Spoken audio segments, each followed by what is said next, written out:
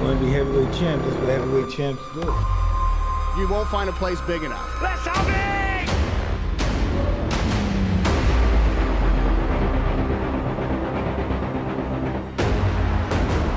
Francis Ngannou. I'm the baddest man on the planet. The Gypsy King, that's it! It's over! And I'll give you the best hiding you've ever had. Gypsy King! I want to bring in Francis Ngannou. And we're going to find out who is the baddest on the planet.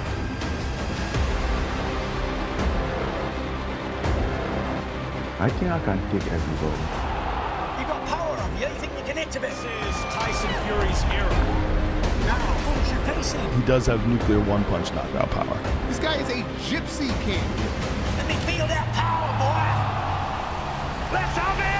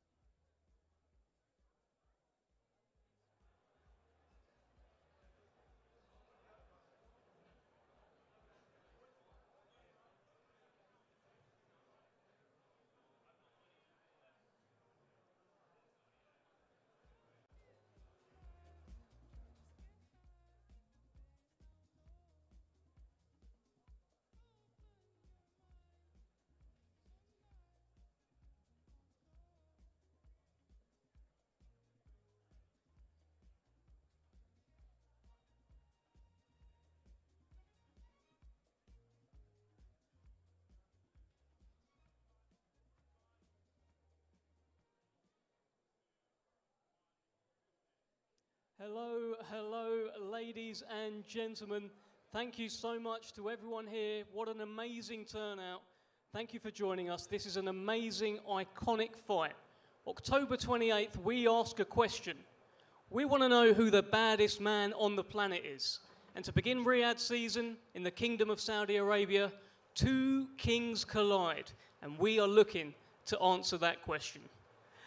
On behalf of Queensberry and Top Rank, we want to say what an honour and privilege it is to be working on such an incredible fight as part of the opening of the Riyadh season, and we want to express our thanks to His Excellency, the Chairman of the General Entertainment Authority, Turkey Al-Shah, and to all of the teams at the GEA, Riyadh season, and Seller for this magnificent opportunity.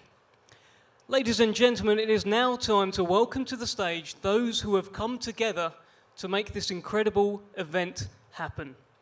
Let's first welcome to the stage the long-time advisor of Francis Ngannou, Markel Martin.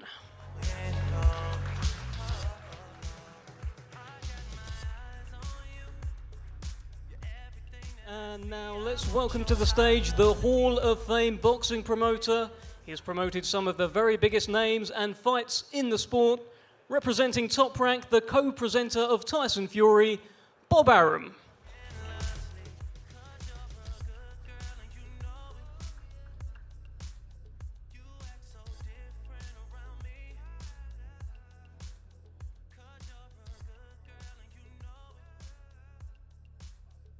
All right, let's now welcome to the stage another Hall of Fame boxing promoter, over 40 years in the game, promoted some of the biggest fighters in history, representing Queensberry, the co-promoter of Tyson Fury, Mr. Frank Warren.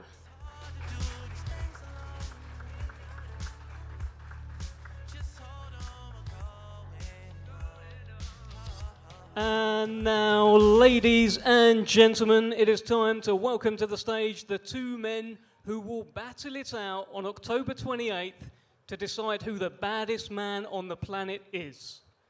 First, fighting out of Las Vegas, Nevada by way of Bati, Cameroon, ladies and gentlemen, introducing arguably the most powerful athlete in the history of combat sports. Presenting the former undisputed UFC heavyweight champion of the world and the reigning lineal heavyweight champion of the world, Francis the Predator Ngannou.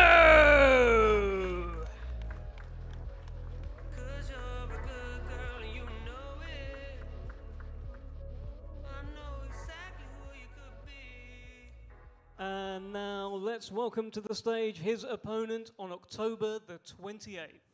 Hailing from Morecambe, England, he is unbeaten with a record of 33 wins and no defeats. One draw with 24 wins coming by way of knockout. Presenting one of the greatest stars in the history of boxing, ladies and gentlemen, please welcome the two-time world champion and the reigning WBC and lineal heavyweight champion of the world, the Gypsy King, Tyson Fury!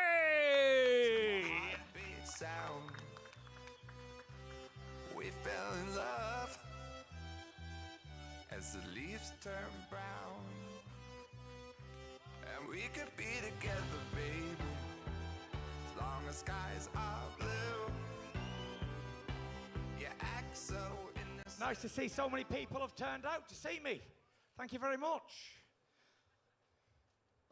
If you haven't heard, I've got an energy drink out called Tyson Fury. Try it if you want some balls. Thank you, Tyson. Great entrance as ever. Ladies and gentlemen, good evening, good afternoon, good morning, wherever you are joining us in the world. Today we formally announce a huge, iconic event, October the 28th, to kick off Riyadh season. A colossal event on October the 28th, the Battle of the Baddest. Two kings collide in the kingdom in what is quite simply the most anticipated combat sports event of the year. The king of heavyweight boxing, Tyson Fury, the WBC and lineal heavyweight champion, will take on the king of heavyweight MMA, the lineal heavyweight champion, and the man who never lost his world title in the cage, Francis Ngannou. This epic showdown between two giants in their field will mark the commencement of this year's iconic Riyadh season. The fight is brought to you by Queensberry Promotions, Top Rank, and Francis Ngannou's promotional banner, Gimmick Fight Promotions. And of course, we extend our heartfelt gratitude to His Excellency, Chairman of the General Entertainment Authority of the Kingdom of Saudi Arabia, Turki Al-Sheikh. Let's begin by discussing our wonderful hosts for this once-in-a-lifetime event on October 28th.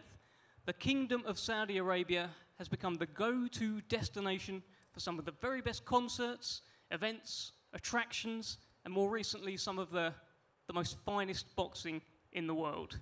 The iconic Riyadh season has taken place every winter since 2019, welcoming more than 37 million visitors from all across the globe. They've come to experience concerts, sporting events, dining experiences, and much more. Riyadh season is back for its 4th edition, and this year it will make history, with 2 heavyweight champions at the pinnacle of their sport facing off. It will be boxing that has the privilege of kicking off this year's Riyadh season. The special WBC event will determine who the baddest man on the planet is, and it is, of course, called Battle of the Baddest, as Tyson says, "Come on," next to me. And of course, you can't determine who the baddest man on the planet is without a man who also once walked the earth as the baddest man on the planet. Former world heavyweight champion Mike Tyson has been training Francis Ngannou for this fight, just adding another layer of intrigue and anticipation for this great event. So, we've got Francis Ngannou, we've got Tyson Fury, we've got Riyadh season. They all know how to draw a crowd and put on a show. And October the 28th, there will be a spectacle like you have never seen before.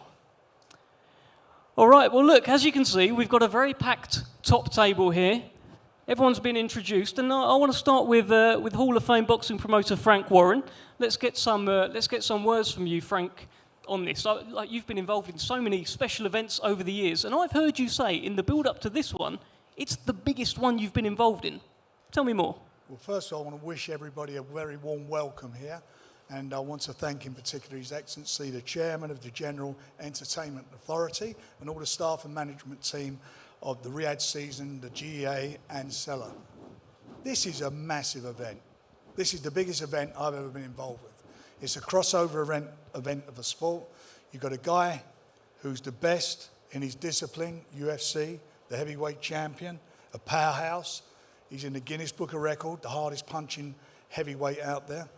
And you've got the man, the lineal champion, Tyson Fury, who's done everything you can ask for in a fighter.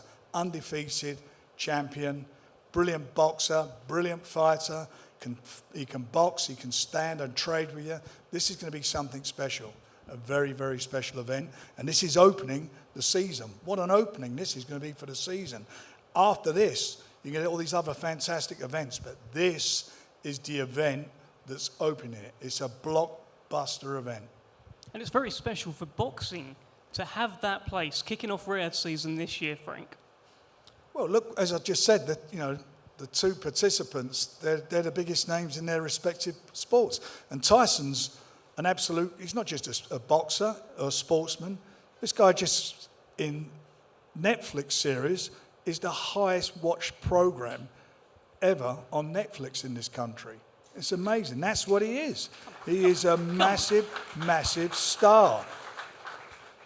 It's not just about boxing, it's about personality. And for me, Tyson Fury is the most entertaining, the most best fun as a heavyweight since Muhammad Ali. Unbelievable. He's just, wherever he goes, he brings excitement, he brings people. Last year we did 2 shows in the UK jointly with Bob, and both those shows sold out. Broke the box office records at Wembley. We sold out Spurs on December the 8th, freezing cold, not like the weather today, freezing cold, sold out. Why? Because of Tyson Fury. Why is he in Riyadh? Why is he opening this Riyadh festival? Because it is him. He is Tyson Fury. He is the best in the world, the most well-known boxer in the world at the moment. There's no doubt about that. And this man here is going to come and try and take his head off, aren't you?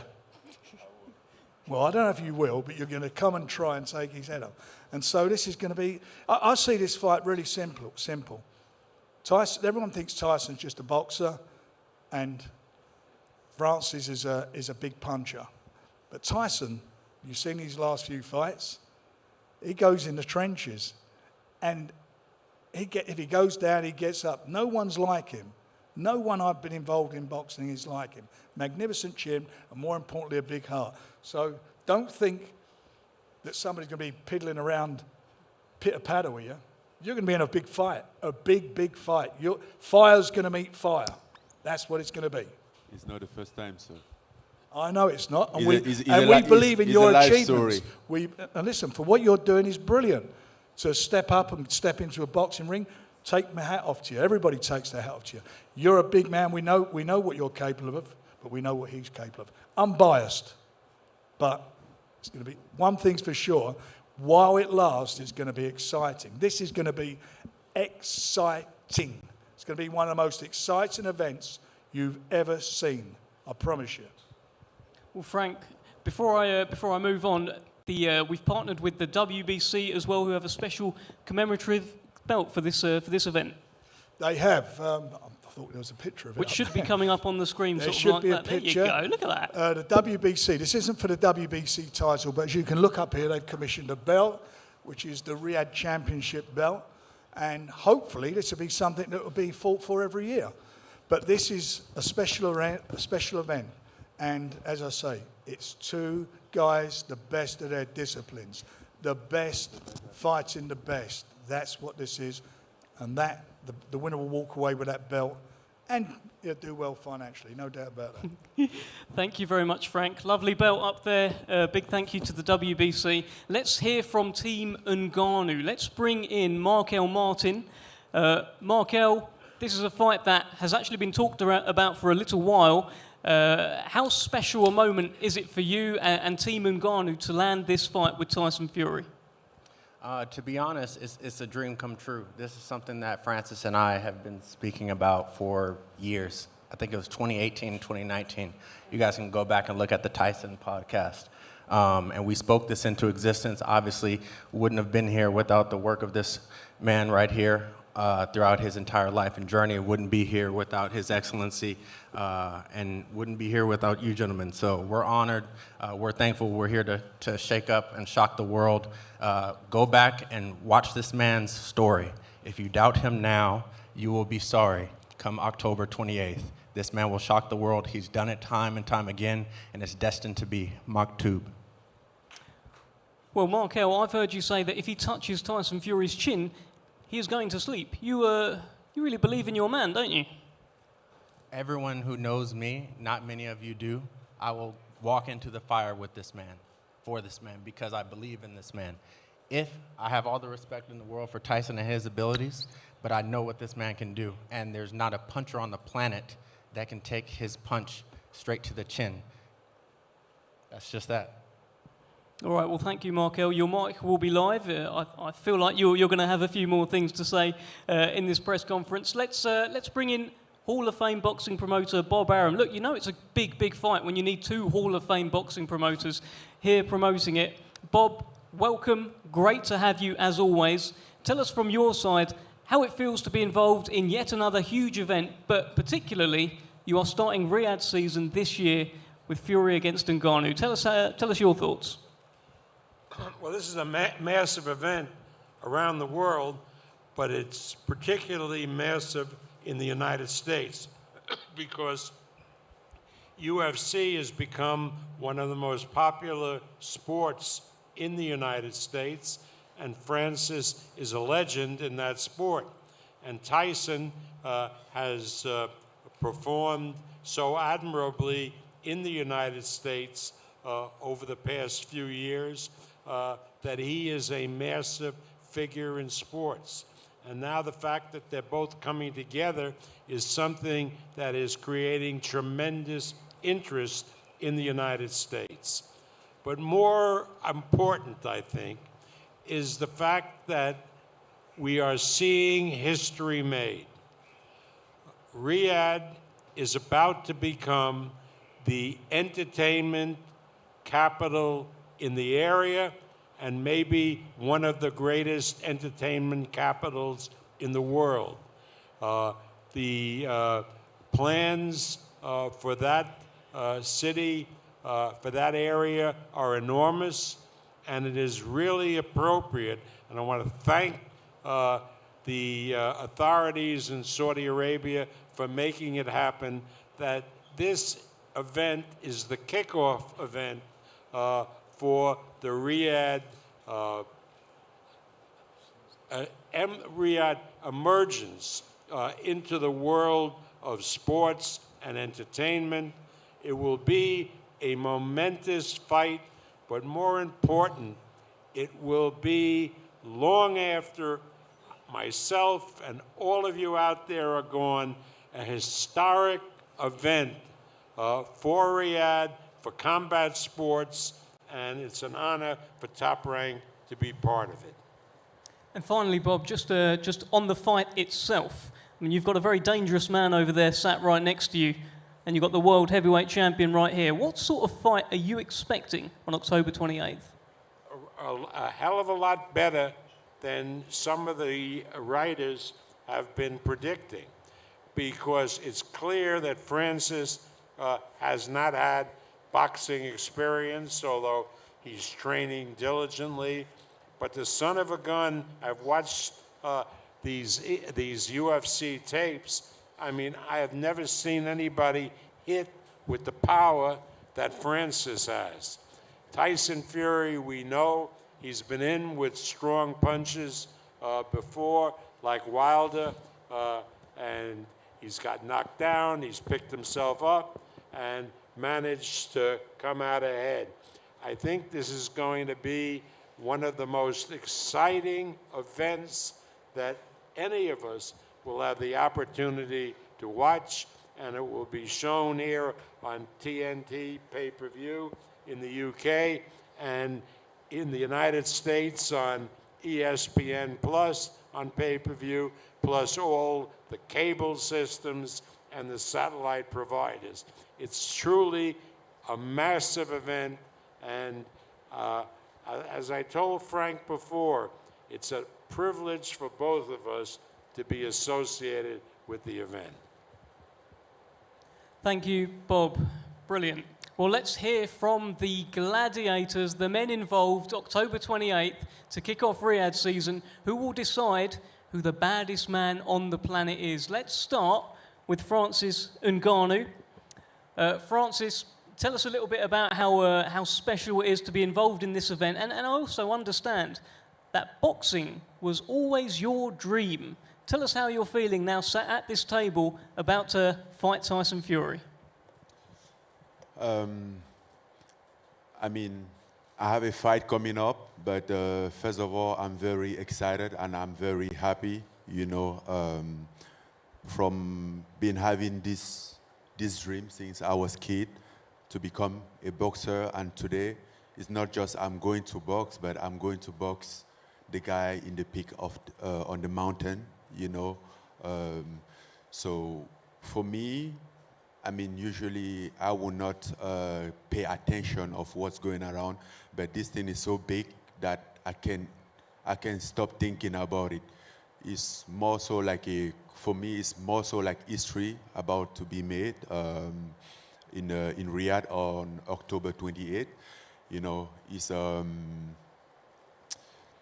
I mean, it's something that I didn't see it coming, even though my dream was always there, and I hope that is gonna happen someday. But I didn't see it lay out this way to be like one of the biggest events in the world, because we are going to, it's not just a fight. We are going to be open up Riyadh season, so it's a cultural event that we are fighting on, and we just make this fight bigger and bigger.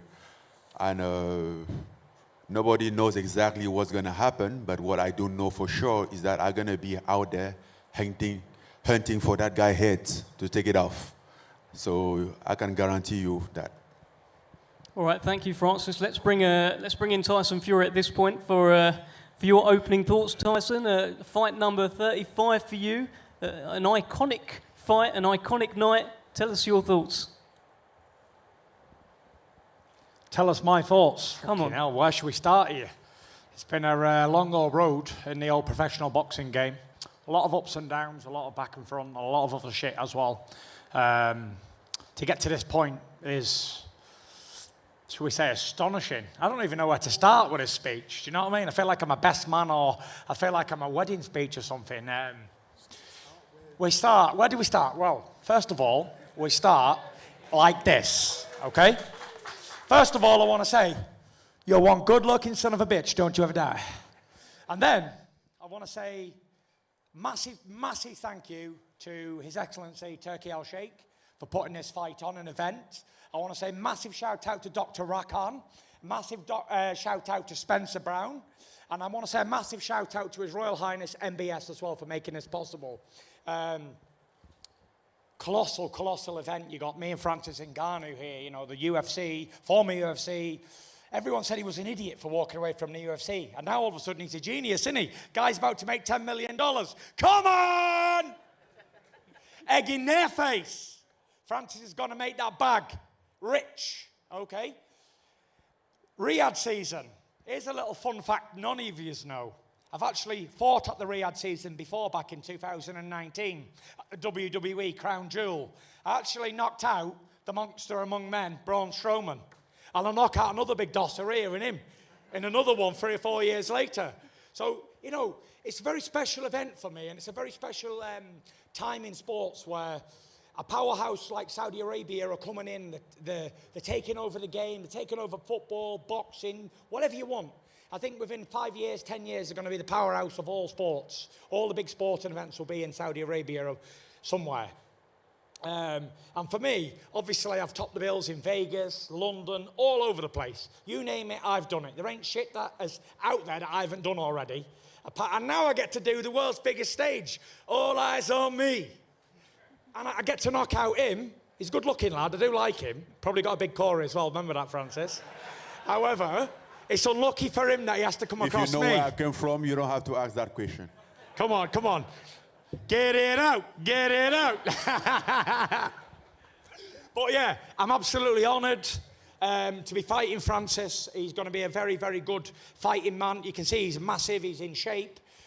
He's going to be a real challenge. And it's something different for me. Look, I'm used to boxing boxers and boxing the head off somebody. But to fight like an MMA guy, he's coming in different style, he's lower, it's different, it's a different look. I'm going to be saying to him in the fight like, beat the pussy up, call me Larry Holmes. I'll be eating a jab, bang, bang, bang. And, you know, I can't wait. It's going to be an absolutely fantastic event. And I'm honoured that I'm a part of it, and I'm honoured that Francis is. If you look here, like, this is the African king, Francis Ngannou, and the Gypsy king. People just look at these photographs and don't realise the amount of work and effort that's gone into them. Let me just tell you. The lady who designed these costumes, she's won 3 Oscars. 3 Oscars, the costume designer. The guy who took the photographs won 3 big awards as well. So this is not small time. This is as big as it gets. So I just wanted to share that little info with you. We can get back to the press conference now, if that's all right. Thank you, Tyson. A lot of key points there. Let's get a round of applause. I don't even know where to start, to be honest, but we'll bring in... Give me a minute. Francis Ngannou, let me ask you a question. We know how hard you hit. I've heard you talk about the delivery system. It's all well and good having a big punch, but you need to be able to land it. So is that delivery system ready? We are working on the delivery system, and if you look... if you've been watching my training, you will see that we have one of the best guys in the world that ever lived, that ever done this in the camp, in the man of Mike Tyson. I think if you're talking about delivery system, you can go any bigger than that, you know. So yes, we are working on the delivery system because it's a very important element for me in this fight. I heard people said, oh, he has the biggest puncher, he has a punch, he punch hard. But if you can punch somebody, your punch is worthless. And I really intend to make my punch useful. You understand? So that's why I'm working on the delivery system. I mean, don't be a fool. I know this is a big challenge for me, and I'm working very hard to put myself in the best position, because no many fighters, even great as they were, didn't have this opportunity in their lifetime, in their career, to be sitting in this position, have a fight in this magnitude, you know. And again, that's why, like, sometimes I wake up in the night, I'm like, hey man, I'm tripping. Like, is it real? Like, then I walk around, I look and stuff, I'm like, no, I'm not dreaming. This is real. So, and all that because of Your Excellency up there, which I want to thank as well for putting this show bigger than a fight, a cultural event that we're going to be part of and make history out of it. And I'm going to fight the best boxer in the world for my first boxing fight. And I always ask myself, like, what will happen at the moment that guy hit the floor and doesn't stand up? Like, are you the best boxer in the world now? Like, what would that be? I mean, if you take out the number one, you're the number one, right? I think so. Yep. But it's really hard to think about it. I think for right now, I'll just focus on, like, take him out, then I'll figure the rest out after. Tyson, before I bring you in, this is really a question for both of you guys. Mike Tyson is involved in this fight. You have had Tyson training you to help you beat Tyson. How is that going, and what sort of insight can Mike Tyson give you?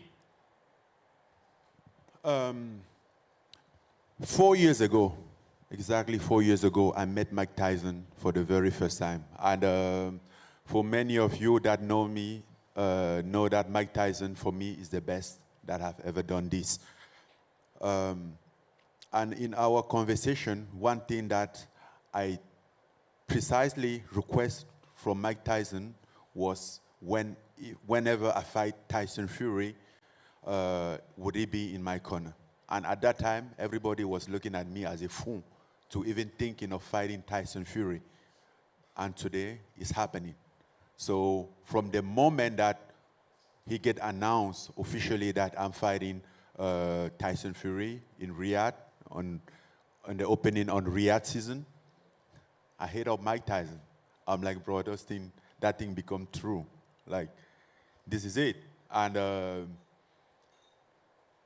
he's something magical, right? I grew up just know Mike Tyson as a face of boxing, and then I get to the point that my first boxing match, the guy in my corner, the guy that, I mean, I was in the gym with him training and was having those same sensation. Like, is this real, right? This Mike Tyson, right? And he was talking like, go, again. And I'm like, this is Mike Tyson on my corner for my first boxing match. This is real. And even that, after training, after we're done, I get ready to get home, and now I'm like, man, one more. This is real. Just live the dream. It was amazing. So the motivation, the wisdom, the knowledge that he brings, for me, is something unique. For me, it's something that, I mean, he's been there tens of times, hundreds of times, which I haven't been there. So he knows a lot about the game. And if there's one person that I have to trust, that I can trust as far as boxing concerned, is Mike Tyson. All right, well, look, Tyson, I want to get your thoughts on that, because you have literally been named after this man, and now he'll be in the opposite corner trying to get this guy to knock you out. What a surreal thing to happen. So before Tyson say anything, I want to mention, like, if it wasn't me, if it was Tyson fighting against somebody else, I think Mike Tyson would be on the side, but on his corner. But too bad for him, Mike Tyson loved me more than him. Too bad, Tyson. It's actually hurtful, isn't it? I'm about to cry here, my eyes out here. I know, but if it was personal and not business, then I'd take it seriously. But this is strictly business. You know, Mike Tyson's doing a job for Francis. He's now a boxing trainer. Fair play to him. It's surreal for me to be. Imagine a newborn baby being named after a boxing champion, and then all of a sudden you're named after him. You become world heavyweight champion, and then the world heavyweight champion is now fighting somebody else, and now the guy you named after is training the guy. He thinks he's in a dream. Fucking hell, I'm definitely in a dream. Do you know what I mean? I'm named after the guy, now I'm in the opposite corner to him 50 years later, 30 years later. It's crazy, you know. But one thing I do have to say is I've got to take my hat off to Francis for his story and where he's come from and the fight, the grind, the determination and everything he's put into it to get to where he is. You know, he was just a young boy in Africa, you know, with a big dream. And everybody at home probably laughed at him that he was going to go to Las Vegas and win the UFC World Heavyweight Champion. And then when they said he's fighting Tyson Fury, they still laughed at him. But I never laugh at anybody because I know the man's struggle. I come from a place where anything's possible, and I've changed all my odds as well. My stars have been changed because I may not have been here today if things would have went a little bit different. So never underestimate anybody. And people are like, especially the fucking media, they're like, oh, Francis doesn't have a chance. So I say, if I go to the Boozer, the old battle cruiser across the road, yeah, and I get in a brawl with a guy, a drunken guy, he's going to hit me, and he might have a chance of knocking me out. So how am I not going to prepare 100% for an absolute killing machine over there? He's trying to take my brains out. I will give Francis the respect that he deserves as one, as a warrior, and two, as a man, and three, as a world champion, what he is. He's a big man, very strong, very powerful. And it's in my interest to give it the 100% training in camp. I bring in the best sparring possible for me. I've got my nutritionist here, George Lockhart. We'll do a 12-week camp with George. I've been in camp already this is my 5th week in camp. Let's not forget, I only trained 6 weeks for Deontay Wilder. I'm doing 12 weeks for Francis Ngannou. 12 weeks. So I need to be on my A game because there's more on the line now than a boxing fight. You know, if I lose to a #1 contender, another champion, it's like, well, he lost to a champion, whatever. But if I lose to an MMA guy, I'm never going to be able to show my face in public again. It's going to be ridiculed. People are going to chuck it at me forever. So there's more riding on this than there ever has been before. And whether the media want to take it as a joke or whatever they want to take it as, make no mistake, Tyson Fury will leave 0 stones unturned, and I will come in at my fittest and strongest and best I've ever been to defeat this man. And if I'm not, and I get knocked out, I want you all to laugh at me. That's what I want, because I'll deserve it. Only an idiot wouldn't train the bollocks off of somebody like Francis. The man's a machine, and I'll give him 100% respect. And I'm in the gym every day training, and I can't do no more. And it's all God's will now, all God's will. This is meant to be. It's been written in the stars 100 years before we're even born. This is our time, our moment in the sun. This is us. And he thinks it's in a dream as well. How do you think I feel? I'm in a dream too. I jog down the road sometimes, and I think, am I going to wake up in a minute? Has this all been a dream? And then it's a reality. So as much as Francis is so excited to be here, so am I. I'm very, very excited, very, very blessed to be in this position. And I'm not in this position because, oh, I'm a good boxer or I work harder than the next man. I'm in this position because God willed it. That's it. Nothing else.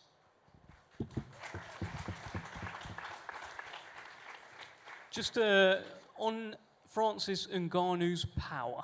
Now, Tyson, you are no stranger to taking on big, big punches. But they measured his punch, and he hits as hard as a small family car.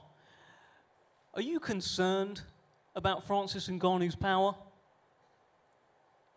I seen the video of him hitting the pad thing. Listen, the guy's a big puncher. You can see he's very big and strong and very well built. But, you know, I fought big punchers before, like Deontay Wilder, and I even fought the old Dr. Steelhammer, Vladimir Klitschko. And the one thing that both of them had in common were they both were massive punchers, but they both couldn't land it when it counted. And it's okay being a big, strong puncher if hitting a target that don't move, but it's pretty difficult hitting this hand full power when it's moving like that. So you can't hit what you can't see. And, you know, I'm not the best at what I do because I'm easy to hit. I'm the best at what I do because I'm the most elusive world champion in history, and that's facts. ESPN will back that up. So yeah, if he can land it on me, he's definitely got good aim, and he's been training. So, you know, it's, I don't think he can. I don't think anyone can land it on me. That's a fact. And if they do, I'll just get back up. Because I get knocked down, but I get up again. You're never going to keep me down. And that's what it is. So, yeah, can't wait. All right, Francis, let me... We're going to find out on October 28th how good you move. You know how good I move. I'm like the Matrix in there, baby. I know. And you know I'm going to find you. I know you can fight, and I know you can punch hard too. So I know it. I'm not underestimating it. I'm expecting a tough fight. If it's anything less than a 10-round war, 12 rounds, however many rounds it is, I'll be disappointed. I'm expecting a war. And if it's not a war, I'm going to be disappointed. You get it. You get your war. We're both being paid a lot of money from the to moment put on that a you fight. signed for this fight. So we're going to entertain. So this no is doubt entertainment. about it. I'm coming for everything. Good, and so you should. And if you beat me, you become the lineal world heavyweight champion. It goes back to the days of John L. Sullivan, the man who beat the man who beat the man who beat the man, going back to the olden days. You will be the Uno, #1 in the division. So, yeah, fantastic opportunity, and fair play to you if you can do it. I'll walk across the ring, shake your hand, give you a kiss, and take you out for a beer. Alcohol-free, of course. Let's bring in Bob Arum. It's sizzling up nicely, Bob. Yeah. You know, a lot of you writers out there say Francis comes from a different discipline, and therefore going in with a top boxer like Tyson Fury, he has no chance. Now, what I suggest is go look at the tapes of Francis's UFC fights and see if you're convinced that he has no chance. Because I have never seen anybody with the power, whether it's boxing or MMA, that he has, Francis has. Now, Tyson is quite correct. Boxing is different. And boxing, it's not necessarily who hits the hardest, but how you can land your punches. So this will be not only a massive event in a great country, in a great place that's emerging as an entertainment capital, but a significantly interesting fight that people will be talking about for years and decades to come. Thank you, Bob. Francis, I just want to touch on one thing, the weight of this fight. Now, when you're in the MMA world, you have to cut weight to make 265 pounds. You can weigh whatever you want in this fight against Tyson Fury. You're a big guy. How big are you expecting to be in there? And will you actually be bigger than Tyson Fury? What do you think? I want to be in shape. I want to feel good, you know, and that's why, like, I have a whole team around me to work on that. I have a great strength conditioning coach. I have a nutritionist, a chef that's work in order to make that. So, and I've been fighting in the high level for so long now. I know it's good for me. Where is the middle ground for me with good weight and most energy, right? So I don't want to compromise my energy in order to lose weight, and I don't want to compromise my my weight by getting more energy. So it's going to be in the middle, and that, I think we have that figured out. How do you win this fight, Francis Ngannou? Excuse me? How do you win this fight? How do I win this fight? Usually I would say knockout, because that's what comes first. But I mean, I know the guy in front of me. I have watched Tyson fight live personally so many times. I have watched a lot of tape about him, and it's very slicky, you know. So, and that's why I put a lot of focus on my delivery system that we were talking about earlier, because he's the guy that is very hard to hit.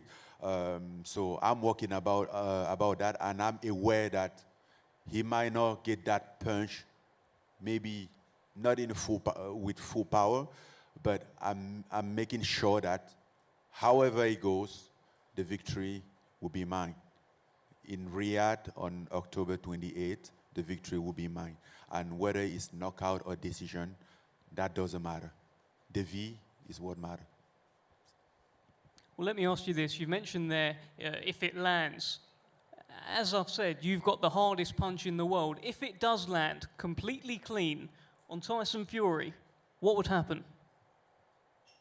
If it does land, good night. Lies off. I mean, what do you think will happen? Oh, I'm going to ask Tyson. I'm not going to say. I mean, not to mention that this is a heavyweight fight, and that's what is very excited about heavyweight. We know that everybody in the heavyweight division can knock everybody out. You don't need to have a tremendous power. I'm not walking there just like, oh, Tyson Fury can knock me out. No, bro. I'm not going there to put my shin. I'm going there to fight, hit and not get hit. I think that's the rules of boxing, and that's why I'm very aware of that, and that's why I'm taking this very serious in all the components of the discipline. Well, Tyson, you've just heard it. If he lands that punch that's been recorded, that hits like a small family car, he says it's good night. Thoughts? I can't have a comment until I felt his power. Remember when I got the old Alabama slammer up on stage and said, hit me in the face, go on. I wanted to feel his power. I haven't felt Francis's power, so I don't know. I don't know what it's going to be like. Is it going to be like so much different to any other heavyweight I've ever fought? Probably not. Will it bounce off me? Probably so, because I'm bulletproof. It's one of them things. It's like so many people have tried knocking me out before or beating me, and I've been successful for 15 years in a row, 34 contests and 2-time undefeated champion. So, you know, I've heard it all before, all of the bullshit that fighters like to say, I'm going to do this, do that. Listen, good luck to him in his training camp. Good luck to him and his trainers and Mike Tyson and his other trainer over there. I met him in Vegas a few times.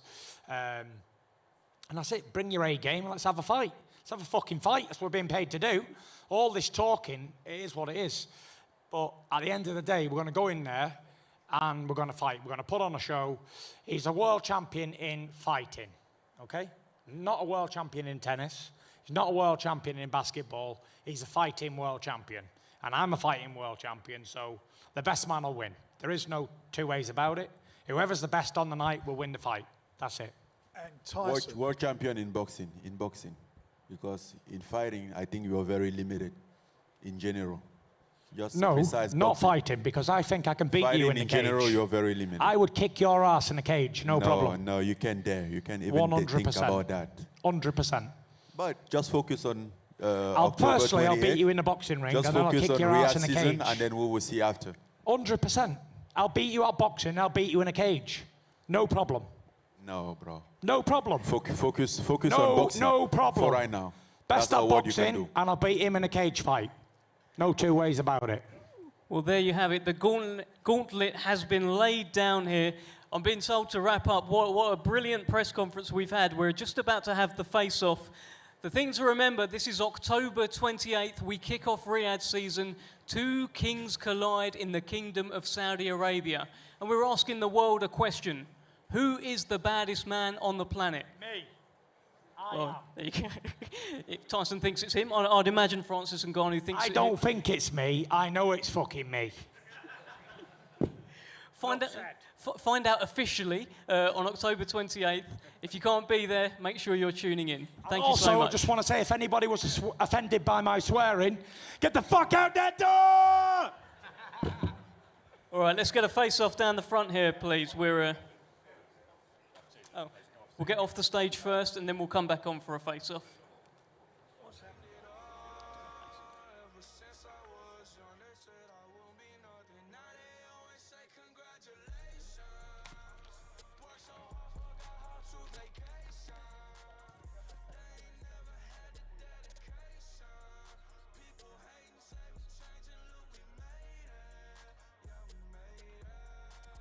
There we go. Press conference is complete. It was. What do you make of it? What do you make of it? It was very respectful. Yeah, it was. I kind of expected it to be like that, just speaking to them previously before it, but it turned a little bit towards the end when Tyson said that he could beat Francis, in a cage or in an octagon, and that seemed to annoy Francis a little bit. Yeah, Francis was smiling. It surprised me. He seemed like he was enjoying himself a little bit. But then, of course, as soon as he said, "I'm a champion in fighting," you've got Ngannou straight away correcting him. No, you're a champion in boxing. It's different. You know what I mean? I like that back and forth. I was quite entertained by the whole thing. We are waiting the face-off that is about to happen here. The atmosphere in the room. There's some big names in this room. Yeah, I just had a look upstairs, and Lennox Lewis is here. You've got a lot of the Saudi dignitaries as well. A lot of influencer type people that I don't really know who they are, but they're here. There are a lot of people here, a lot of people interested in the fight. A lot of heavyweight boxers, though, have also turned up. Anyone from MMA? We've got Simeon Powell here, who's one of the top light heavyweights in the PFL. He's walking around, a big, tall, rangy guy, lethal with his knees. So he'll be fighting on a Francis Ngannou card very soon. I'm telling you, the interest. It's the interest, the intrigue of the unknown that will get to us all with this fight. Yeah. I think that's why people, whether they like it or not, and I don't really care what they say. They will. A lot of people, boxing fans in particular, will say, "I'm not watching this fight." They will watch it because they'll be interested and they'll be intrigued to see what actually happens. From an MMA perspective, is a boxer, like he was your best heavyweight UFC fighter, and he's now switched sports. Do you think this is something that people in the MMA are going to be looking at in the UFC and thinking, well, hang on a minute? Absolutely, especially because the money that he's making. I mean, it took a lot of confidence for him to fight out of his contract to become a free agent, but it's paid off, right? He's got the big payday, he's got the opportunity, he's got MMA fights as well in his future with the PFL. So honestly, I feel like it's all positive for the mixed martial arts community, and I think they'll be watching this just hoping that he holds his own at least a little bit. But they won't be having out any outlandish predictions that he's going to do anything spectacular. Boxing wise, we don't expect Ngannou to outbox Tyson, but there will be a lot of people hanging on to the hope that he lands a big punch. How does it affect UFC fighters and UFC fans if, and it could happen that he doesn't hit Tyson boxes his head off and then he gets knocked out. If that happens, what are the UFC and the UFC fans saying? I mean, I don't think most people would be surprised. I think MMA fans are realistic. We know what works and what doesn't, and we recognize when someone's very good at a particular thing. And Tyson's excellent at what he does. Now, we wouldn't expect Ngannou to be able to step over and hold a torch to him in a boxing ring. But this is about fighting, and this is where Ngannou's different. And I feel like a lot of people will be looking at him and going, I think he might have an opportunity to land something. But if he doesn't, Ngannou's the better fighter out of the two. As the boxers are getting ready, what I wanted to touch on, actually, something brought up at the end, the weight. That was a really interesting conversation that came up there, because Francis Ngannou is used to cutting weight, and it's brutal weight in the MMA, whereas this time he doesn't have to do that. So it is an unknown for him. There's so many aspects of this fight that is a full unknown, because he's never had to... I think Dan's the man to speak to in this, because I didn't even realize until today that there was an upper limit in the heavyweight division in MMA. So that'll be interesting. He can weigh in whatever he wants. And saying that, what he doesn't want to do is he wants to weigh in his optimum weight. He doesn't want to weigh in fat and heavy, and I'm sure he won't, but you know what I'm trying to say. For sure. I mean, we saw Wilder come in heavier in the second Tyson Fury fight, and he didn't look any better for it. I feel like Ngannou's going to benefit by being All right, lighter. here we go, boys. Let's come back already. to that. Let's just take a look at what is going on. To take his shirt off. Do we think he's going to take his shirt off? That's what Tyson's trying to get him to do. I'll tell you what, it doesn't matter what shape Francis Ngannou's in, he's going to be in better shape right now than Tyson Fury is. No, he's not going to do it. I think he's probably someone that if you tell Francis to do it, he'll probably not do it just because you're asked him to.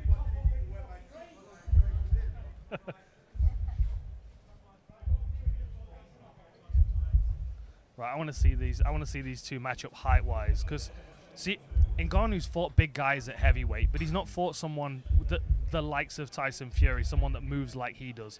We've got tall fighters in MMA, Volkov and Struve, but this is a different thing, because he knows how to fight like a big man. The difference in height isn't as I thought it was going to be much greater.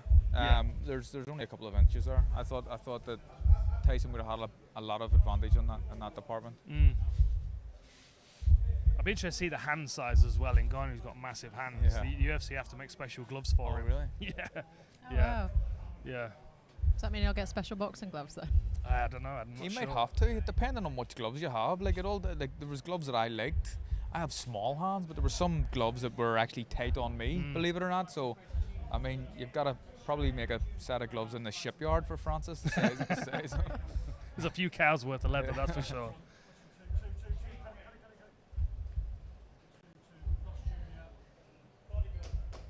I mean, the physique of Tyson as well, though. It's actually mad that he can get up on his toes and move around. And, you know, look at the shape of him. It's not pretty on the eye, but he can do it. It doesn't make sense. Right, and there's an efficiency to that kind of frame at heavyweights as well, isn't there? I mean, you know, you look at Ngannou, and yeah, he looks like an Adonis, but there's a cardiovascular cost to carrying that muscle tissue around, right? Like, you know, you look at the likes of Butterbean and some of the big heavyweights in the past. Roy Nelson in the UFC was a big heavy dude that was undersized, but he can move well and he can punch, you know. We definitely can't assume that the optimum heavyweight frame is anything like Ngannou's, because it might not, especially over rounds. Yeah, we look at, I mean, prime example is AJ. He's been criticised for blowing out, and he's, you know, a muscular specimen, and that's a criticism that's always thrown at him. Tyson Fury has never been criticised for gassing on a fight, that's for sure. Yeah. Very cool. Not nearly as much size difference as I was expecting. No, me neither. No, when you put them next to each other, when we saw them on the red carpet earlier on, I thought there was a much bigger difference, but they're pretty evenly matched there. Yeah. You got to remember, Tyson's still wearing his Crocs as well, though. So. Yeah, Crocs and a suit. Only he can get away with that. I know, but look, this whole press conference and the face-off, it's what we expect from Tyson Fury, isn't it? I think he's been great. You know, I thought as soon as he got out of his seat, I was like, okay, Tyson's here. He's settling into his routine, and I thought he was very complimentary, but quite realistic about what he's up against. And I think, you know, Ngannou is very realistic about what he's up against. He knows that the odds are stacked against him, but if you've got fight-ending power like he does, I mean, why not roll the dice? Yeah, look, I think there's genuine confidence in both guys. Both guys think they can win the fight. It seemed that anyway from listening to what they were saying. Do we believe Tyson when he says like 6 weeks for Deontay Wilder and 12 weeks? I believe him. Yeah. I believe him. But it'd be interesting to know why. What is the reason for that? Why only 6 weeks for Deontay Wilder? Why are you preparing for 12 weeks? Maybe it's the fact that he understands that the unpredictability from Francis Ngannou may be an issue. Maybe sparring with more kind of unorthodox fighters and longer preparation for it. That might be the reason why, but I'm not quite sure. Yeah, no, I mean, it's a good point. I think that it certainly sounds like he's done his due diligence by going out and finding other people to spar with that aren't your typical heavyweights.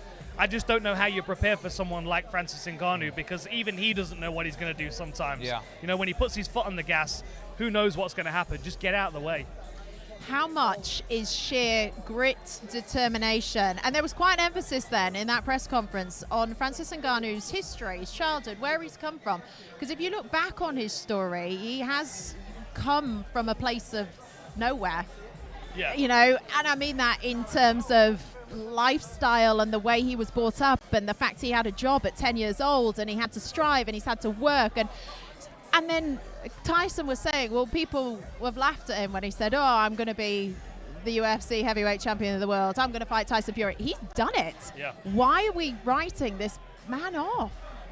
Only if you don't know him. I think that's why people would write him off. I mean, of course, you know, there's a technical difference between the two fighters, but heart, determination, you can't take that away from Francis Ngannou. I mean, as you said, if you take the 10-year-old Francis Ngannou and you say, okay, one day he's going to become a heavyweight champion of something, anything, the odds would be astronomical. It's probably a smaller odds line for him to be beating Tyson Fury in a boxing match. Now he's found himself in this situation. I just don't think you can count someone out that's strived so much throughout their life. Let's just go back to... Sorry, Becky. Typically, and not all the time, but typically fighters, boxers, MMA guys, they come from hardship. The top guys do. There's been a bit of hardship in their life at some point, and that's what makes them the determined fighters that they are. So Francis has certainly got that. Let's go back to talking about the weight conversation we were having just before the face-off came in, because I say it's a really interesting unknown for Francis Ngannou, and the MMA cut is, well, we were talking about your weight cut in boxing and sort of how you did it compared to how UFC fighters do it, and it is a completely different technique. Yeah, I mean, I think the culture around the sport is quite different. I mean, I know, of course, across all combat sports, people are trying to get down to the right weight class where they're not going to be undersized. But because of the influence in wrestling from high school and college, we have people cutting a lot more weight. You know, and water loading, as you said, you tried in your last couple of fights. Sometimes people are dropping 20, 25, 30 pounds sometimes fight week to get to the scales, and then they can rehydrate very much close to where they were. I don't expect too much of that from these two guys. I think Francis is going to step in pretty close to the weight class that he's going to be actually fighting in, but then he's used to fighting guys that have got the limit of 265, and now he doesn't have an opponent who's limited with his weight. Yeah, I think it's going to be absolutely fascinating. He is working on his, what do you say, working on the delivery technique. The delivery method. Yeah, I like that. He's working on that. He's working on that. What does that actually mean 7 weeks out from a fight? He has to land a shot. He knows. He talked about winning the fight and potentially winning it on points. Even Francis, deep down, probably knows he can't win the fight on points. He has to win it by knockout. So it's about landing that shot. It's about landing it, and can you land on one of the most elusive heavyweights that we've ever seen? It's going to be difficult.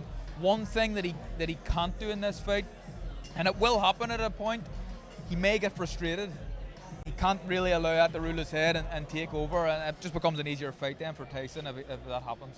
Yeah, you're nodding. You agree with that? Yeah, frustration is going to be a big problem for him, a big opponent for him, really, because if he gets frustrated, then calculation goes out the window, and even though he is quite reckless at times, you need a little bit of calculation. And also a bit of control as well. If he gets frustrated, he's going to be throwing more into these punches that may be whistling through the air and just wasting energy. Just a quick one on Tyson Fury as well to round all this off. What has been an incredible sort of red carpet press conference face-off event. Tyson Fury seems invigorated. He seems excited by this. This is a different challenge. This is not heavyweight versus heavyweight, and that is a regime he's used to. Why would you not be? I mean, I was someone who at the start of this, when the Fury and Usyk fight didn't happen, it was Ngannou, I was kind of like, you know, but now I'm excited about it.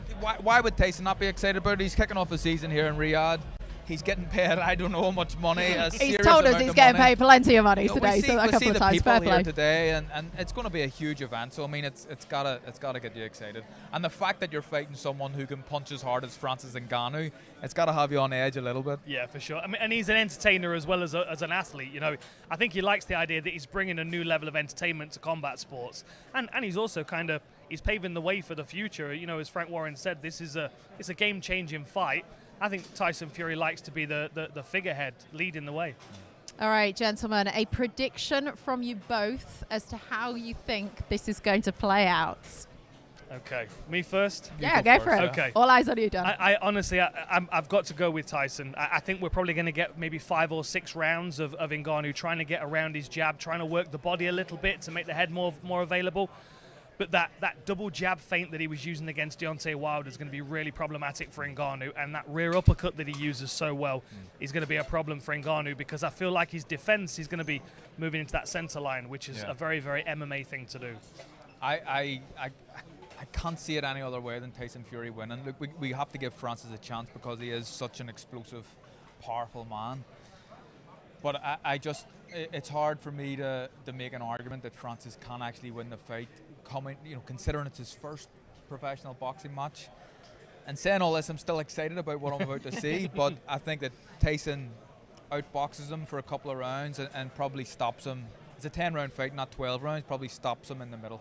All right, well, all it takes, though, is one punch. We will wait and see who will be crowned the baddest man on the planet when Tyson Fury takes on Francis Ngannou, 28th of October. This is not one to be missed. Francis Ngannou versus the Gypsy King for the undisputed baddest man on the planet. What a fight! Champion of the world! Full-blown destruction is what happens. You want to be heavyweight champ, that's what heavyweight champs do. You won't find a place big enough. Let's have it!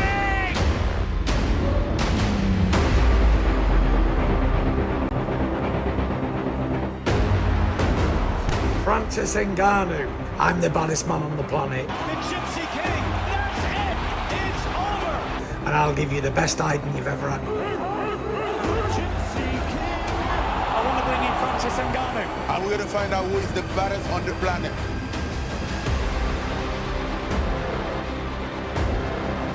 I think I can take everybody. You got power on you. You think you can hit a bit? This is Tyson Fury's era. He does have nuclear one-punch knockout power. This guy is a gypsy king. Let me feel that power.